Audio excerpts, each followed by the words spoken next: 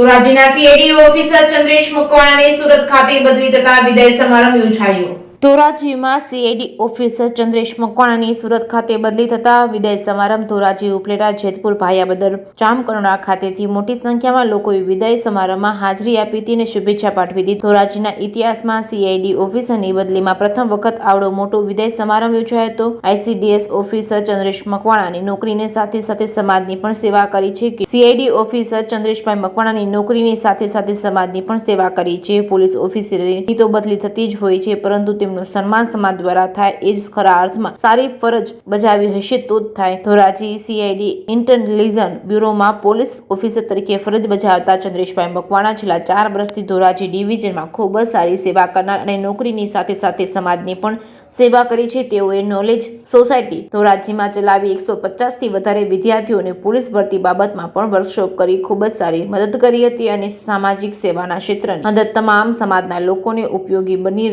અને એક સુંદર ઓફિસર તરીકે ફરજ બજાવતા તેઓની રાજ્ય સરકાર દ્વારા ચૂંટણીલક્ષી 5 વર્ષના સમય દરમિયાન જેવું ફરજ બજાવી હોય તેમની બદલી થાય તેમને સુરત ખાતે મળતા ધોરાજી નગરપાલિકા ટાઉન હોલ ખાતે વિદાય સમારંભ યોજાયો હતો। આ વિદાય સમારંભમાં ધોરાજી વેપાર ઉદ્યોગ મહામંડળના પ્રમુખ લલિતભાઈ વોરાએ પ્રાસંગિક ઉદ્બોધન કરતા જણાવેલ કે ધોરાજી સીઆઈડી ઓફિસરમાં પોલીસ ઓફિસર તરીકે ફરજ બજાવતા ચંદ્રેશભાઈ મકવાણાએ ધોરાજીના ઇતિહાસમાં સીઆઈડી ઓફિસરની બદલીમાં પ્રથમ વખત આવડો મોટો વિદાય સમારંભ યોજાયો હતો। આ સાથે નોલેજ સોસાયટીની અંદર સેવા બજાવનાર યોગેશભાઈ ભાષા તેમજ તેમની ટીમનો પણ સમાજના આગેવાનો દ્વારા સન્માન કરવામાં આવ્યું હતું। મોટી સંખ્યામાં લોકો ઉપસ્થિત રહ્યા હતા। માનભેર સન્માન સાથે વિદાય આપવામાં આવી હતી। Reporting by મતીન Bapu Syed, Dhoraji.